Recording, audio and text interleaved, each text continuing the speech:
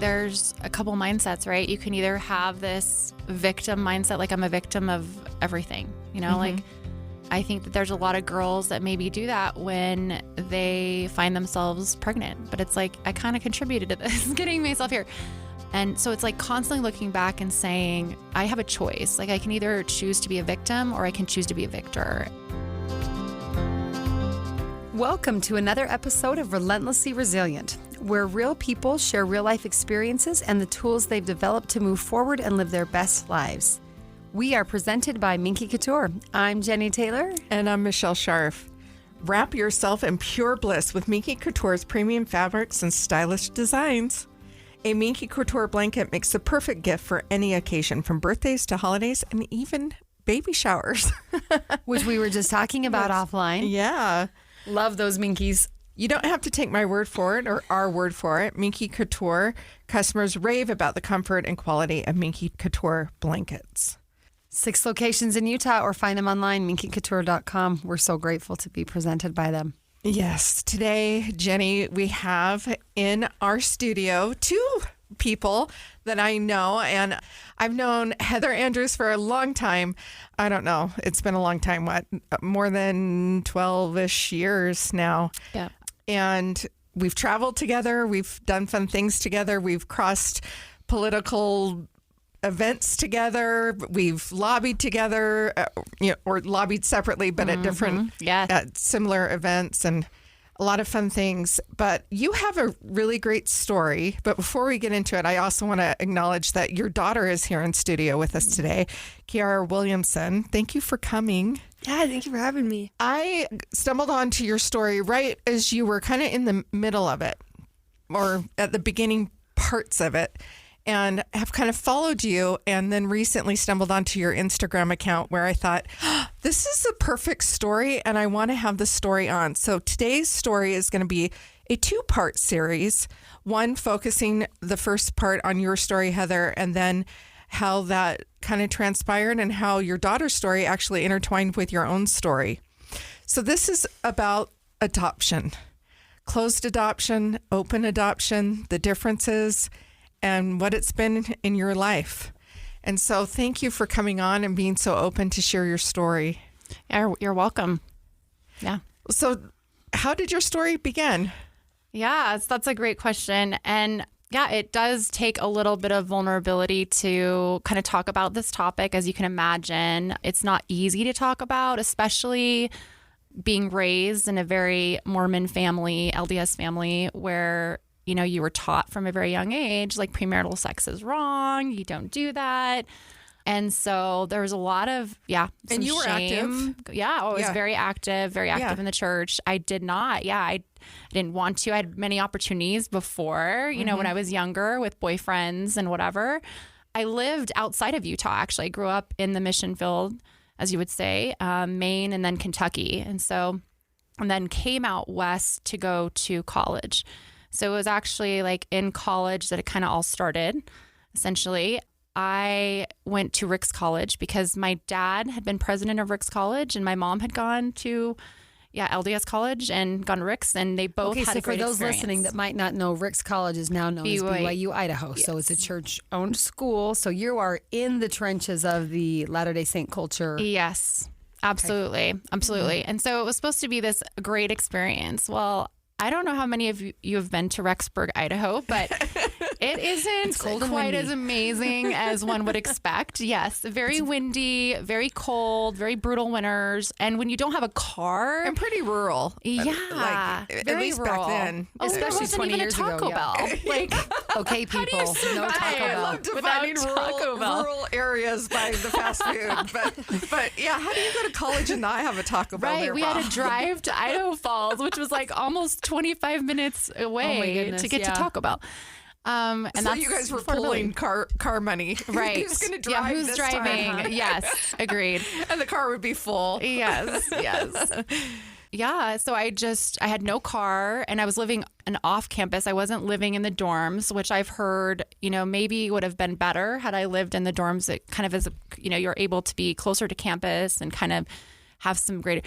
And in fact, my first experience with roommates was having a girl who had multiple personality disorder. And one of her personalities was a kleptomaniac. And so she stole things from me, like my favorite pair of jeans that all of a sudden went missing one day and couldn't find them anywhere. You're just like, welcome to adulthood. Right. It sounds pretty awesome. It's Right. what everybody dreams of when they go away to college. Right. And I didn't have friends, there. I had some like extended family, or my dad's kind of adopted family who was around the area that I knew, but there was no one really I was friends with. And so it was like being alone in this like new environment and new place and kind of lost. And not only that, but it was like I'd graduated high school and I got approved to, or I got into the summer semester. So it was like I had 2 weeks after I graduated barely out of high school. Yeah. And then just jumped right into college, which I don't highly recommend anyone ever do. Right. Like take some time, like figure out maybe like what you want to do. And and really not only think that, through. it's summer semester, so it's not busy. It's not the same. It's not the full. There's not as much campus life and some of those Yes. activities and things, especially they gear August and back to school around the freshmen and getting you welcomed in, but you're showing up in May or June. Right. Yeah, it was hard that way. And the classes are actually, compacted. So it's a lot harder because they have to put the whole Quicker. course into a quicker. So it was a lot harder. So that was like kind of context around it.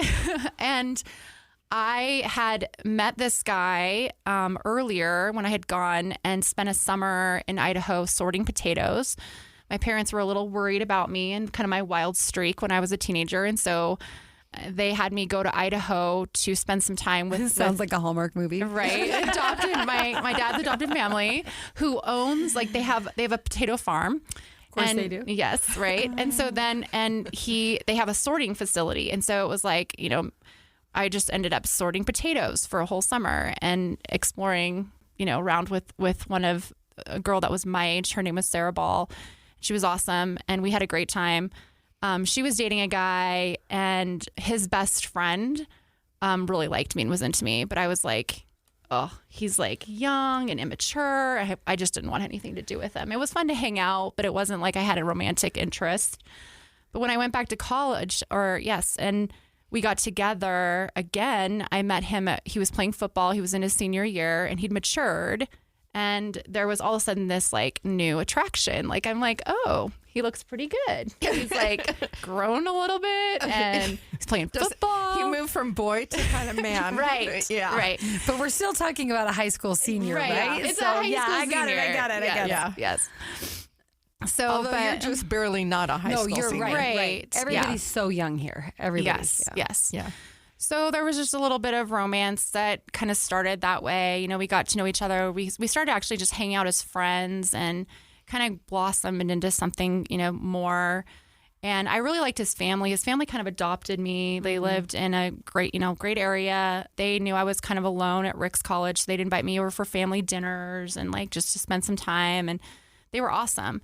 And I should have kind of seen the red flag though, because he treated his mom horribly. Oh, and that is a good indicator. Right. Yeah. Or can be. And I didn't know at the time. Also, you're young. And you're young. And let's go back to that. It's easy to look back and go, I never did like the way he treated his mom, and to be able to with adult Extend eyes that and to maturity, right? Yeah. To go, oh yeah, that was a red flag. I just missed it.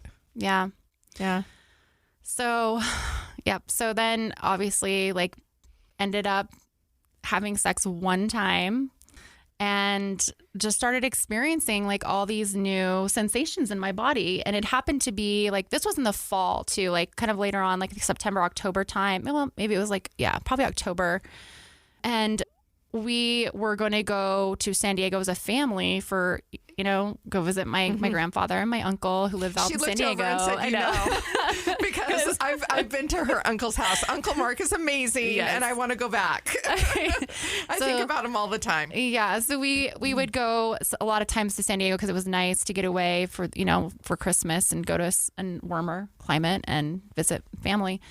And so I remember when we were there on this family, Christmas vacation, and I was away from school and experiencing kind of these body changes, like going and looking in a bookstore. We were in a mall and we were in a bookstore and grabbing the book, what to expect when you're expecting, and just kind of scanning through like some of the signs that here's what you may be experiencing if you are pregnant. And I'm like, check. Oh, no. And I'm like, oh no. So then I, quickly and secretly buy a pregnancy test and take that. And and then I discover it's positive, and I'm like, oh my gosh, like sinking feeling in the stomach. Like, what am I going to do? Like, I was not expecting this. This is not good. And not only is it an unexpected pregnancy, but it's layered in now shame, how am I guilt, and now I'm going to have to own my actions completely. So if I can ask, I'm curious, what do you do next? Do you talk to him, the boyfriend? Do you talk to your parents, your family, your best friend? Like, walk through that. That's a lot of layers. Oh, it was, yeah. So the first thing I did was, I kind of locked myself in the bathroom and called my boyfriend at the time and just said. And you were still seeing each other? Yes. Well, I thought we were. Oh. I was on Christmas vacation with family, but yeah. So I call him and I say, hey, here's the situation. I don't know what to do. Like, I just learned I'm pregnant, and, I know this is shocking probably to you. I'm sure you weren't expecting it. I don't know what tell him what are we going to do? And his response was essentially, and I don't know word. I just remember it was devastating. He was just like, I don't really want to be with you long term. I wasn't planning on this at all. Like, you're not the one I want to be with. I've already I met this exchange student, and we've clicked, and we've started hitting it off and started doing things together. And that was just horrific to hear. Like, basically, I don't want you anymore. Like, I'm done with you. Like, you deal with it. Did he seem to take like any accountability? Like, he's part of this pregnancy? Oh, not really. Awful. None. Just, hey, your problem. He can walk away from it. You can't. Yeah. He was just kind of like, like, well, I'm sorry, but, But like, not my problem. Yeah.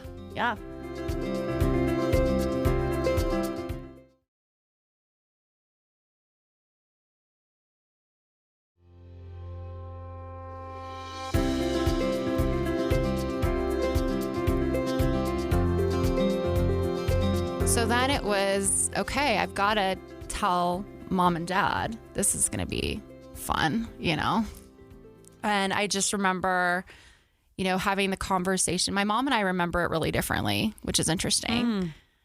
I remember having it like right after. I remember telling my mom first because I just figured my dad and I have a close relationship, but it's different. Like, I feel like I can tell my mom stuff and I know what she's going to probably do, but at least we have a kind of a deeper emotional connection that way. So I shared with her, and she was just like, oh boy, you better talk to your dad. Like, I don't know how to handle this yet. Just give me some time to process all this, but go, make sure you tell your dad. I think your dad needs to know. So I remember they have, my grandpa has like a kind of a pool house, a pool room kind of area where it was kind of separate from the main house. And so, I remember my dad, and I don't know if I pulled him aside and asked him to come out, or if I said I need to have a private conversation, but I remember being out there very specifically and having this conversation and telling my dad, and just having this sinking feeling, because he is the last person I really wanted to disappoint. I love my dad, and he's kind of always been like the rock, and like I knew it would probably crush him and it would be hard for him. And so having that conversation was difficult, but I remember telling him, and I'll never forget what he said.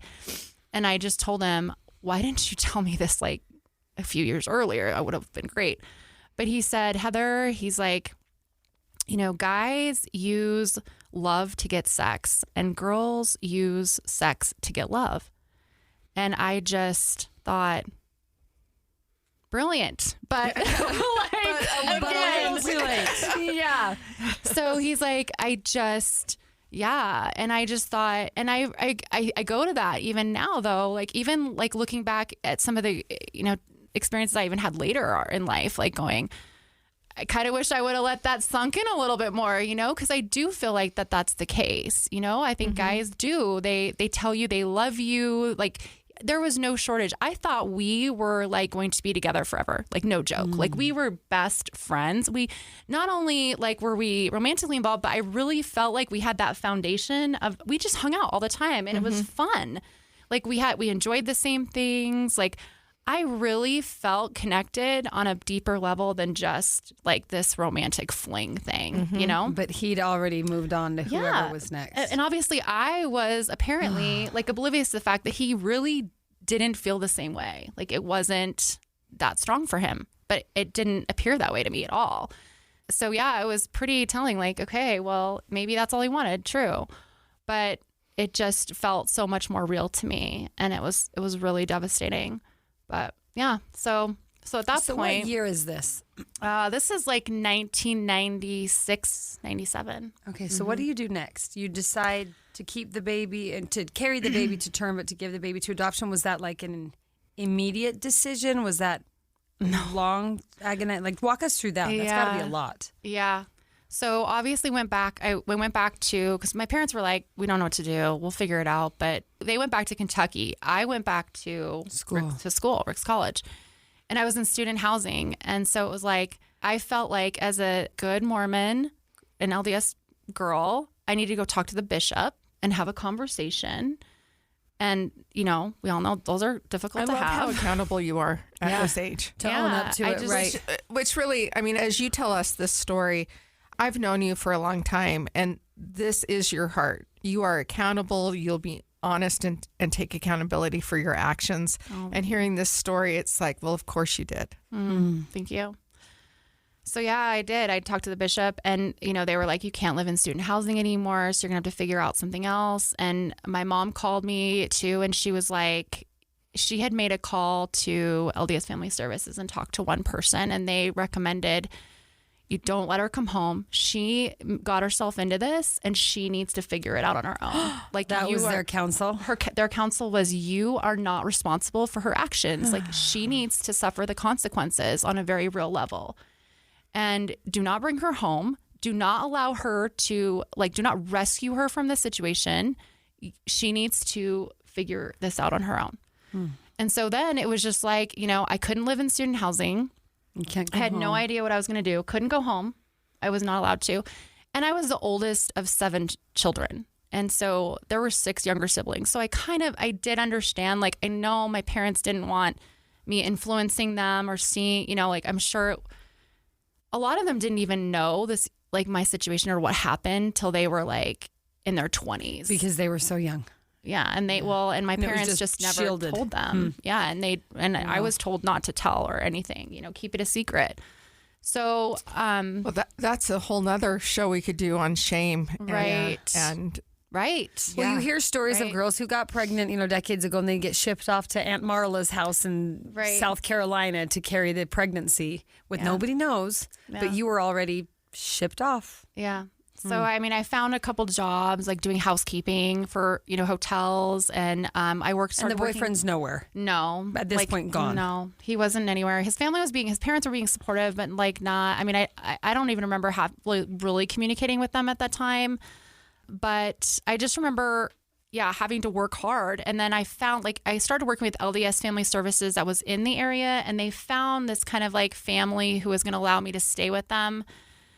But it was also like this really awkward situation where they kind of felt like I was now their slave or like housekeeper and like scrub the basement floors. Like, we want you to do this and do that. And they provided a space to live. But for me, it just ingrained this, it just really ingrained this more, like you said, like more shame, more guilt. Like I felt like I was the worst person in the world. Like I literally felt like I was deserving of nothing good. Like, meanwhile, your body's going through all kinds of changes and hormones. And I mean, pregnancy under great circumstances is so emotionally difficult. Yeah. And physically hard. Both. Yeah. Well, I was throwing up on a very regular, you know, what about you cleaning houses? This is your first pregnancy. Yeah. Oh, morning sickness was awful. It was awful. Well, and you're so young.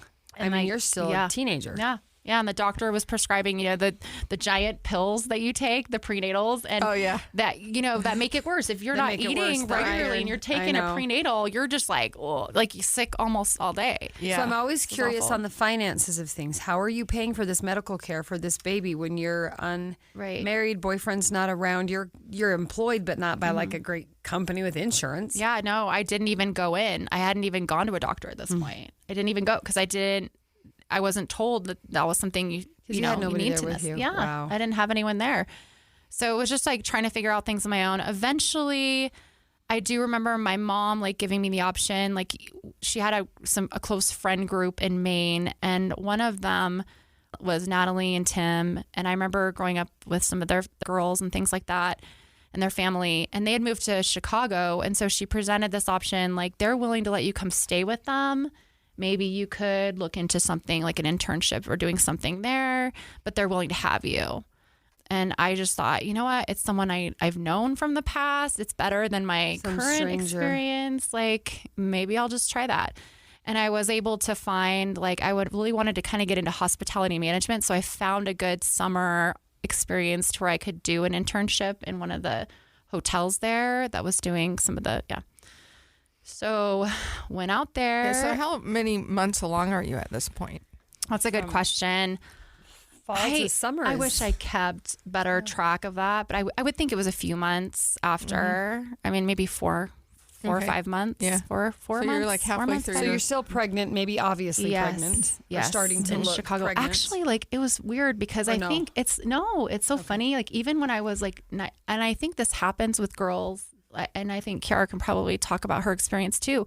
You don't show. Like when you're in shame and when you're not wanting to show, it's amazing what the body can do.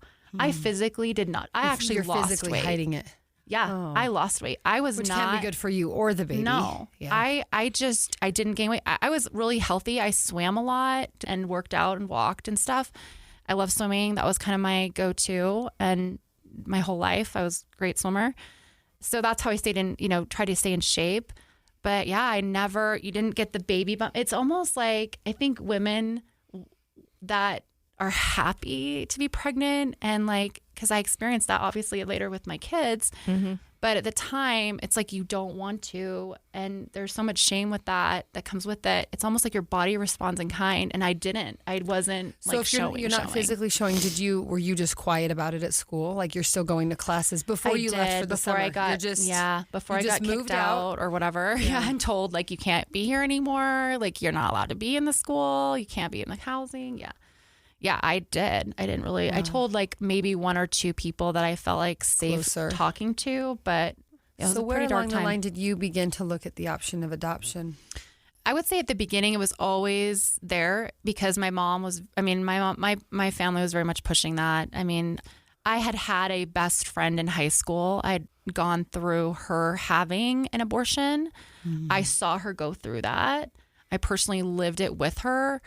After that, it was never on the table for me, ever. I mean, I told myself I will never put myself through this, watching her go through it. Seeing how difficult it was. Oh, it wrecked her. It wrecked her in so many ways. I didn't recognize the person she was after, and I don't think she did for a long time. I don't think she found herself and her footing. So I just learned, okay, that's not an option. So it's either I'm carrying this baby full term, and I'm going to place it for adoption, or I'm just going to, I'll have to keep it. So I'll look at all of the options. So I was working with LDS Family Services. They were kind of providing me with different options. In Chicago, what they do is they like you to kind of look through family bios to kind of get an idea. Okay, here's couples that are interested in adopting. And so they would provide me with information on these couples, and I could read them. And see if one felt like a good fit. Yes. And I went through hundreds of them in Chicago when I was there. And I just never felt, that feeling this is right. Yeah. This is the one. This is the family for this the baby. This is it. Yeah. And nothing felt right. And so it was really hard because I was torn all the time. I can't, I don't think I can handle raising a child right now. And because I don't really have anything. Yeah. But I also don't feel good about anyone that is being presented to me. So yeah, I I had a best friend that was back in Utah. She was doing nannying for her brother, and she invited me to come out for a little bit and just kind of visit and get a break from Chicago. And I just was like, jumped at it. I was like, this is great. I need a friend. I need something. I need a change. Yeah. So I went out there and visited, and I was getting to be the time where I needed to kind of go back to Chicago, and because I'd left, the majority of my stuff there. But I just felt like I needed to stay in Utah for some reason. Like there was something that was like, you need to be here and you need to stay here and figure out some way to stay here. But I couldn't understand why. And I just remember having the most, like, I don't know if you've ever had a breakdown, like a almost like anxiety attack, panic attack. But it was like my body, everything in me knew I needed to figure out how to be in Utah and stay in Utah. So I just broke down. Like I've never cried more or longer in my entire life, but I didn't know how to do it. But I knew I needed to. And so it was just like this moment of complete despair. I felt just so like alone and then just so helpless. And I remember having a conversation with my mom. I remember my friend was like, oh my gosh, we got to do something. So they took me into like a doctor who, a mental health doctor. And they, I explained the situation and they're like, you need to have some conversations like with your family and explain the situation. Maybe someone can help. So I remember calling my mom and telling her what was going on. And she's like, and I'm like, reminded me that I do have family here. Her extended family was in Utah. And I just said, I know that there's probably a lot of shame around this for you, but I really feel like I need to be here. So I'm likely going to reach out and see if they're willing to help me in any way. And my cousin Lucy, who we were closest in age to, I reached out to her, and she was living in Lehigh at the time. And she was like, yes, come over. I'm happy to have you. Like, did she know before that call that you were expecting? No. Or everything was very quiet. Everything was 100%. Okay.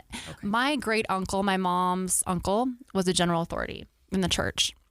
And so, as you can imagine, she didn't really want it shared widely and broadly that any of this was happening, and that, yeah. So, and Lucy was the general authority's daughter, one of his youngest daughter. And so I went and stayed with her for a little bit. She ended up calling her parents, and my Aunt Connie and Uncle Hartman came and got me, and they had me stay with them. And this was the general authority and his wife. And I have never been treated better. Like she was like, for the first time, I felt like I was a person who had feelings and emotions that were like, and not just a giant walking mistake. Yes. Like she was like, how are you feeling? Like no one had asked me that really, what's going, like, how can I help you? Like she just started serving me. And I was just like, I couldn't process it because I was on like survival mode for so long that it felt so foreign. Everyone else was telling you you're on your own. We can't help you. You did this to yourself. We can't rescue you. Right. Yeah. And like felt like a lot of that was coming from kind of your church, your support system that should have been there. Right. And then lo and behold, you end up in a general authority's home and they're like, we're here to serve you. Yeah. And it was pretty amazing. Like she got me into LDS Family Services, and we went through again more family bios. I actually that's how I found the family that I ended up choosing, was through that experience. And again, it kind of solidified the fact that I knew like deep down there was something that said, you've got to stay in Utah. And it was for a reason, because the family or the couple that I chose, I can't explain how it happens, but it's like the most incredibly, amazingly peaceful, profoundly like. You just knew. Yeah. It's just there. You just know in your heart, your soul, everything. You just know this is the couple. Like, and I felt like it was right. Like I was the means to get this child to this couple. Family. And I felt actually more healed and more like peace than I had ever felt for the last 8 months. The whole time. Mm-hmm. Wow. So what year was this? This is a long time ago. He was born in 1997. Yeah. But you never met them. So you reviewed their packet, felt really good about them to be the On family paper. of this baby. Yep. Mm-hmm. And then you deliver the baby and somebody else takes him to them. And you I actually, what's that process like? I did get to meet them one time before, or it was either after the placement happened or before, I can't remember. But I did get to sit down and have a face-to-face to meet with them. But it was one time, and it was for a pretty short amount of time. And then from then on, it was like you could write and you could correspond, but like they could send me pictures, but heads had to be cut out. Like heads had to be cut out of the pictures. The baby's head didn't, but theirs. Like if they had family members were in the picture, they had to cut them out. I couldn't know their address. I couldn't know where they lived. I couldn't know their last names. So I couldn't know their first names. Correspondence go through LDS Social Services? Yes. So they were the mediating kind of broker in this whole thing. Yeah. And it only lasts for a certain amount of time, right? Or right. I dated a guy in high school. His little sister was adopted. Mm-hmm. And I remember very similar to that where they could correspond, but I think it was up to maybe age 2 at that time. It would have been right around the same time frame, late 90s. Yeah. So then it was like all like on faith that things were going to work out. Like he was going to be taken care of. Like he was, like it was a full faith and trust kind of experience. But yeah, it's like, all of us have had children in this, and what it's like. I mean, to have a child, like it's such a beautiful, spiritual, like amazing experience. And like to have to place or to have to like walk down this long hallway, and say goodbye forever, for potentially ever was, absolutely the hardest thing I've ever had to do. Oh my gosh, it just makes me cry. As a doula, I supported a few families that had adopted babies, and some situations where they were the adopted parents and they hired me to help them learn how to take care of a baby postpartum, but they were the receiving parents. Not the birth mother. So I've been on both sides of this. Wow. And birth in itself, going back to what you said, it's such a spiritual experience. I always likened it to, well, in LDS terms, I would say you're standing at the threshold where the veil opens and separates. And God and life is being created here in that moment on earth. And it is a moment of creation, of true creation. And it is the most sacred and hallowed experience. But it's also a death because the woman emerges anew. Like she's also, and with every birth she has, it changes every dynamic of her life, her relationship with her spouse, her relationship with each child, and this new relationship that is occurring. And so it's really kind of it's both life and death. And it's always filled with some amounts of grief, even though you may not see it or experience it in that way. But there is some. Yeah. Absolutely.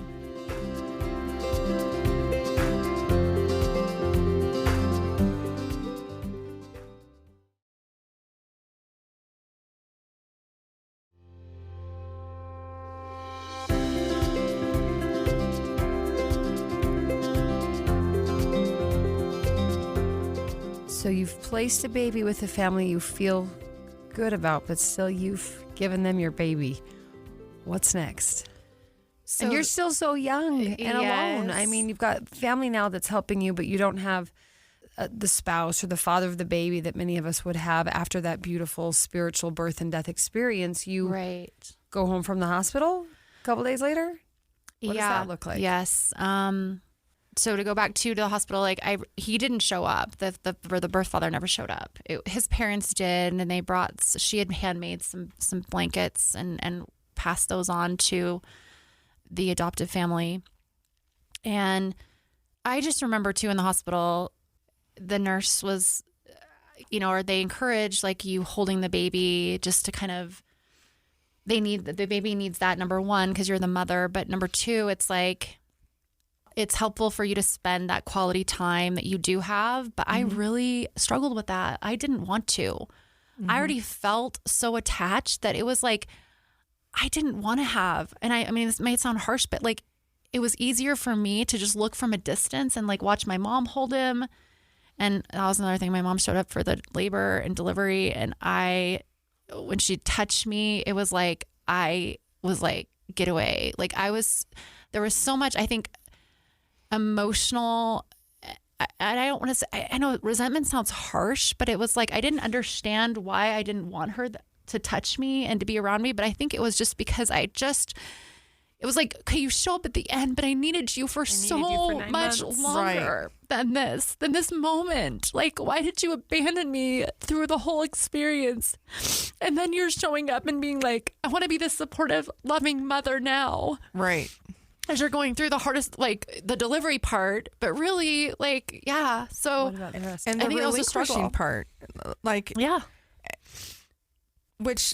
So you, not to bring up or reframe it for you, but I can imagine now if you look back, I mean, here you had been abandoned. You used that word. Yeah. You'd abandoned me for these 8-9 months. Like, yeah. So why are you here now? Because I have to abandon my child. And I don't really want to do this, but I know it's the right thing to do in this situation. But you didn't need to abandon me. Right. You could have supported me. And I think she, and we've had this conversation, and I know, like, from her understanding and from what she was like counseled to do, like, she really felt like she was doing the right thing at the time. And I don't wanted to do the right thing and just didn't know what to do. Yes. I mean, hopefully she wasn't malintending. No, not at all. But I don't think, so and complicated. Yes, 100%. And I hold no ill will. We've had lots of healing conversations around this. That was my next question was, how's it with your mom now? Yes. And good. We've had a lot of healing conversations around this, and she has, told me, like, how badly she feels about how, I think she handled the situation. She didn't know. She was operating from her own understanding and the counsel she had been given. And so, there's a lot of forgiveness that's happened on my end and letting go of a lot of the emotions that I've held. But at the time, it was very difficult. And I remember, going back to my aunt and uncle's house in Salt Lake, and I remember her binding me up, because you didn't want the milk to come in. You don't want to experience all that. You don't have the baby to nurse. No. Yeah. So it's like you go through the binding, and I remember, her telling me about sitz baths and like going through that, because I had some tearing that I had to like deal with too. And so that pain. So that was that. It was nice to have her there through that. And then, then I could come back to Kentucky finally and be with my family. But it was also really emotionally challenging to be there too, because I didn't feel like I was You're not the part same of the person family anymore. No. Yeah. And I remember like not wanting to be alone. Like I just didn't want to be alone. I could not be alone. I couldn't be alone with myself. I couldn't be alone if someone were to leave. Like if everyone were to leave and I was alone, I was like, I don't know what to do. And so it was like I wanted to sleep in my parents' room. I didn't care where. I just did not want to be alone. And I remember my mom has one of her cousins he's a mental health therapist or counselor. And I remember she called him and I was around. I don't know if she knew I was listening to the conversation or not, but she was like, I don't know what to do. She just doesn't want to be alone. I don't know what's going on. Like, should I be worried? Like, should she, like, what's going on? And he's like, Dolan, she's been dealing with like abandonment. Like, why? Like, what do you expect from her? Like, how would you expect someone to act? Like, but I felt at that time too, like there's something wrong with me. Like I'm off. Like what's wrong with me? And so it was hard. And then they felt like, okay, well, she needs something to do, So it was like my brother was going out west to go to college for the first time at Utah Valley University. I think at the time it was UVSC. And they were like, well, why don't you go out to school and we'll get you into some housing? And I was like, okay. And I remember within, a couple weeks, like they dropped me off at this place and I had 5 other girl roommates and I was the same college supposed to enroll at UVSC. Oh yeah. Yep. And do classes there. And I just felt like it was almost like imposter syndrome. Like, here I am with these girls who are LDS, in LDS housing again, like 5 girls. I've just gone through this experience and I'm trying to get my bearings. I'm trying to figure out what the heck I do from here and how to act like a normal 18-year-old girl. But you just had a very adult, right, real life, maturing experience. Right. You were not on the same page as those girls. And I would imagine you're looking back at them like, that was me last year. Yeah. And I am not that.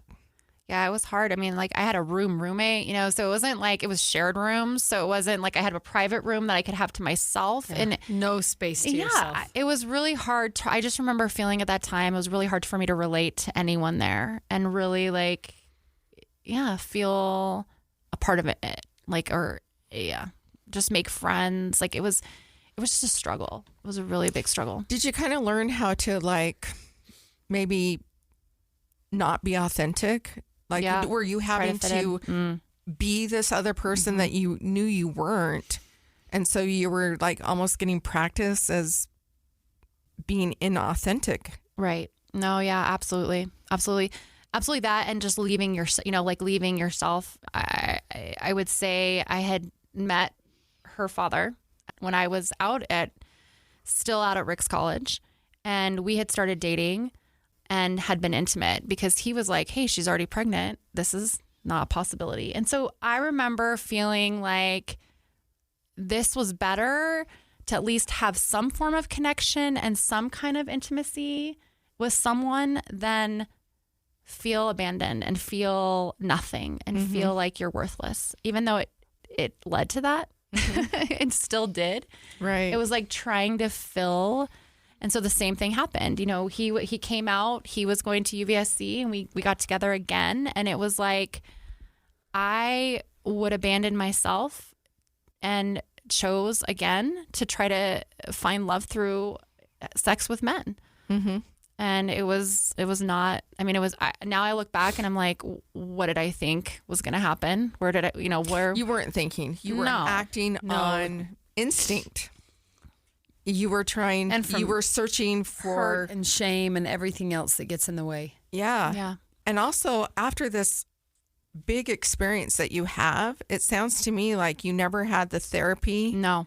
And even if we roll back in time, even if you had therapy, I'm not sure the therapy would have been that great. For instance, grief. You were dealing with grief. Right. Grief of the loss of your innocence, your childhood. Right. Grief of the loss of support of your family. Grief eventually of putting this baby up for adoption. Right. So you are piled and stacked with grief. And at that time, if you go back, we used to kind of all believe in this. I think it's Lisa Ann Kubler-Ross or something like this, like the 5 stages of grief, which Absolutely. Is BS. And that's not reality. It's not a linear process. It's not a linear process, but they probably would have taken you through those steps. Like, well, first there's denial and acceptance and, all of the stages of grief that we've all heard a million times. Right. But so even if you had, I'm not sure 100% that you would have really gotten the clarity. Right. But I mean, looking back now with clearer eyes, I mean, it's so clear that you were dealing with grief. Right. But nobody had told you, no, this is grief and it takes time. Right. Well, and you believe in, I mean, I have since learned about like energy and frequencies and things like that. And everything vibrates at a different frequency. Well, the 2 lowest like the lowest vibrating emotions for humans, the 2 lowest are grief and shame. Right.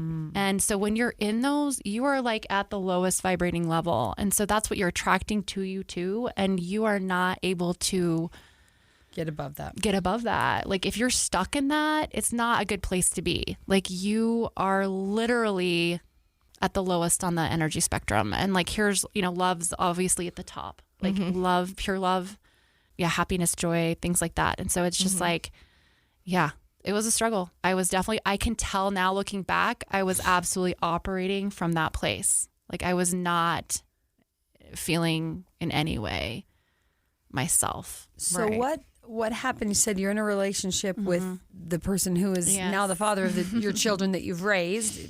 Well, I ended up with him. Yes. Walk us through maybe that next chapter as you're struggling to figure out who you are and what is next. You're still young, but living. Very true. Difficult things. So I'm going to school, going to college, trying to do the best I can to, I think Michelle said, like, just almost pretending to be this person and like learning to not necessarily be authentically who I am. And I haven't, like, I've kind of stuffed a lot of that down, and I'm trying to operate from a place of being normal again and being, around people that are like living these. I remember roommates coming home and just talking about their boyfriends and like these experiences, but they were like, so it was like these beautiful experiences, but I'm like, that's awesome. But I'm like, and I'm trying to like be happy, but at the same time, I'm kind of angry because I'm like, I lost that. I want that. I want that back. Can I just go back and erase everything and start over again? And so it was hard, but I also was still not wanting to be alone. And so I think I drove the boyfriend, her father at the time, like crazy. Like, I think he was just like, why are you always wanting to be around? Like, I'm sure he felt smothered. I'm sure he felt whatever, but I was willing to do whatever it took to not be alone. So it was like, oh, you want to be intimate? Okay, I'm here for you. Like, I am down. Because you're trying to fill that void. Right. So I end up actually getting pregnant again. We're not married. We were dating. And, of course, having to have that conversation again was traumatizing and it was very difficult. But I had to, and luckily he was like, well, we'll figure it out. And he had understood, he had been there through me placing a child. So he understood exactly what I went through. He knew that was not an option. He knew I was either going to keep the baby and like do it on my own, or he could join me. He'd be a part of it. Yeah. But I was not going to go through that again, like ever. So he could either jump on board and be part of it or not. And I remember having to tell my parents again. And I remember my mom actually, like when we were dating and kind of a couple, my mom saying something snidely, and I feel bad because I feel like I've thrown my mom under the bus a lot in this, but at the same time, this is just me being real. Mm-hmm, and my mom is a good person. She has an amazing heart. I love her. She has like done so much for me. But I remember her looking at me when we were talking about the guy, and she was like, you must be having sex with him if he's your boyfriend. Like, why would he want to be with you? Oh. And I just, it hurt. Like, it cut to my core. And I just thought, okay, this when is you were exactly already what you pretty think. torn up. Yeah. Yeah. This is after I had, placed the baby, and I already felt bad enough. Like and it was just another like blow, like, you're right. I'm worthless. You're right. Why would someone really care and want to be with me? Why would? And it was painful. And I understood what she was saying. Like, why, you realize you're just throwing yourself at another guy and this is probably going to happen. So it was like, it happened. And, And so eventually though, we waited for a long, long time, like until it was to the point where we had to figure out something. And, he had some conversations with his parents, and he came to the decision that he was going to marry me and help, and raise the child and be there. And, but I remember the wedding, my mom wouldn't let me wear a white dress. She wouldn't let me get a white dress. I couldn't, because it was like, no, you can't wear white. Because you're not pure. Yes.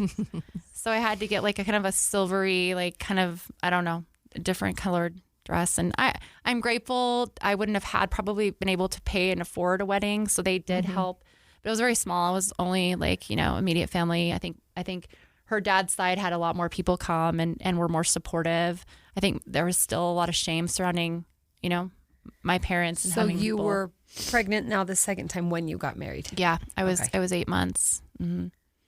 Yep. And I was definitely showing that time. So yep. And then we had Kaylee. She was my oldest, and we had her in July, like a month later. And then we had 3 other amazing, beautiful incredible children after that. And I think we did the best we could relationship wise, having started on kind of rocky, shaky ground. I remember meeting him. Yeah. You guys were very attractive together. You've made beautiful children.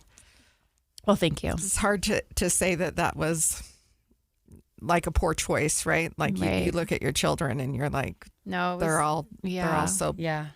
It was not a poor choice. I really feel like I needed to learn a lot of lessons in that relationship. I think he would say the same thing. And I think we all have choices, and then eventually we figure out like, okay, like, maybe it's time to move on, and maybe we've learned what we need to from each other. And now it's time to take the next step. And and I think for him, it was like we were at this crossroads where he wanted this kind of a life and I wanted a different kind of life. And I think we parted. I mean, it wasn't, I would say the divorce was messy, but it wasn't as bad as it could have been. I've seen a lot messier. Yeah. We were angry. We'd fought a lot because we wanted different things. I expected different things. I wanted different things. He expected things. You were also starting to come into your own at this point. Yeah. You were starting to, this is when I met you.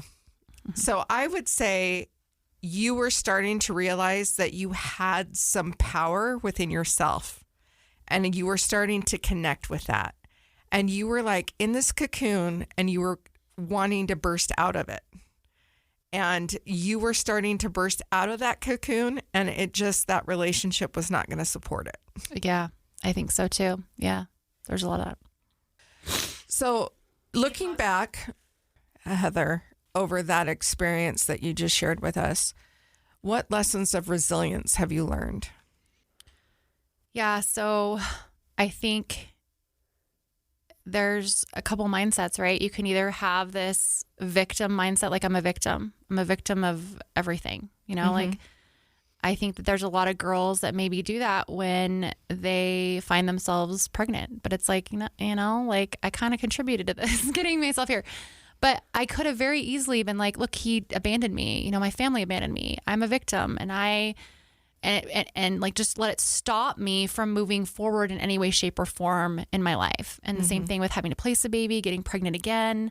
My ex had his own issues that I had to deal with too. And so it's like constantly looking back and saying, I have a choice. Like I can either choose to be a victim or I can choose to be a victor and like be this person who I need to be for myself and for my children moving forward. And I think I've learned, like, I'm so grateful that I chose to be the victor in every situation. Like I never let it get me to the place where I didn't want to move forward. I mean, there were some really dark moments. And when I read the Footprints in the Sand poem, I remember feeling like that person being carried. Like there were only one set of footprints. And that was because I was truly carried through that time in my life. And I don't know how I got through it.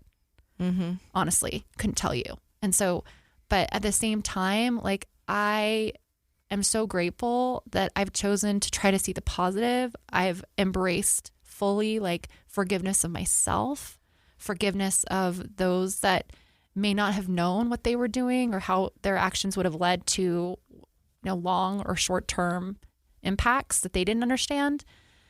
So embracing forgiveness, embracing just letting go and releasing a lot of the things that I needed to. Heather, that is really beautiful. And I love that you include forgiveness as part of resilience. I think oftentimes people want to be forgiven, but they don't offer forgiveness. And I love that you have a good relationship with your mother. Like, yeah, she said some hurtful things that you maybe would have really liked it to be different in that time, but you've been able to forgive and move on and heal that relationship. And it's now just part of your story. And I'm sure in a lot of ways, your relationship is so much better today than it ever was because it's more real, right? Yeah, absolutely. And I would hate for anyone to judge me at my lowest lows, where I was at. Could you imagine, like, if anyone were to say you're in the, literally from a place of some of my lowest lows and the decisions that I was making at the time were not great. And so to judge someone else and, my mom or whoever it was for their actions at the time, with knowing what she had gone through too, growing up and things in her life, it's easy to judge someone unless you take a look and have either walked a day in their shoes or look at the whole picture. What traumas have they experienced? Where have they gone through? What they've not healed? Yeah. Forgiveness is such a beautiful gift. And when we offer forgiveness to others, we create that forgiveness within ourselves and an opening, right? It's just such a beautiful thing. Well, I want to thank you for coming in. We have another series that you're going to stick around for. Your daughter, Kara, is here with us today. Her show will air the following week. So please come back and hear a similar story with a little different ending. And we're excited about that. In the next session, we're going to talk to you just a little bit more to start out with and talk about that your adoption was closed. Your daughter's adoption is open, but there is a transition period that her story overcrosses into yours. So we're going to come back next week and hear about that. It's really an amazing story. And I just really appreciate you coming in and being so open and vulnerable. I know that you're actually a pretty private person and you have a very small circle. And I really honor and appreciate that you would trust me with this story and sharing it here. Well, thank you. No, I appreciate you having me on. And it's difficult to kind of share these things, but at the same time, I really hope it helps someone else. It can help someone else learn that they can, if they're going through something similar, there's help, support out there, and they're never alone. Yeah. Well, thank you. That's so beautiful, and exactly what we hope comes from this show, people who are willing to share their stories that then empower those that listen. So if you're listening today, thank you for coming on this journey with us. Like Michelle said, tune in next week to get the second half of this beautiful family story. And if you're listening and have a story you're willing to share with our listeners that might help them find and develop their own tools of resilience, we would love to hear that. You can find us on Facebook and Instagram. Go find it Relentlessly Resilient on Facebook and Relentlessly Resilient Podcast on Instagram. There's a quick little button you can click to talk to Michelle and do a quick phone interview to figure out what you might share and how that might help those who are listening. Find us on your favorite podcast platform and give us a like, a rating, and a review. It helps us get the show out to other people and know how we can make things even better next time around. As always, thanks to our producer, Kellyanne Halverson, and to our fabulous sponsor, Minky Couture. And remember, whatever you do today, remember to be kind. You have no idea the struggles others are dealing with in their lives. Have a great day.